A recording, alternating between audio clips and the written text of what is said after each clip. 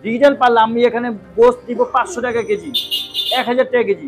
Digital পাল্লার মধ্যে যতটুকু ততটুকু দিব, কাউকে তো বেশি দিব না। তা আমাকে কম দামে বেচতে সমস্যাটা কোন জায়গা? 50 টাকা নিলে তো সে 50 টাকারই গোস্ত পাবে।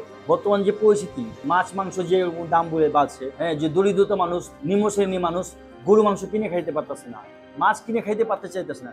সে পরিক্ষেত্রে আমরা দেশে লাগামহীনভাবে বাড়ছে নিত্যপণ্যের দাম। পণ্যের দাম বাড়লেও সাধারণ মানুষের আয় বাড়েনি। ফলে শুধু নিম্ন আয়ের মানুষই নয়, মধ্যবিত্তরাও সংসার চালাতে হিমশিম খাচ্ছেন।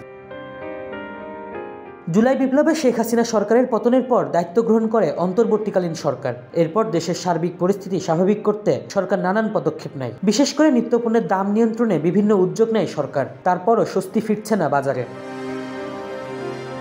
সরকার এরই মধ্যে ডিম ও মুরগির দাম বেঁধে দিয়েছে, কিন্তু ব্যবসায়ীদের কারসাজির কারণে সুফল পাচ্ছে না ভোক্তারা। বাড়তি দামে মুরগি বিক্রি হচ্ছে, আবার ডজন প্রতি ডিমের দাম বেড়েছে। ব্রয়লার মুরগির দাম কেজিতে 9 থেকে 16 টাকা বেড়ে 180 থেকে 190 টাকায় উঠেছে।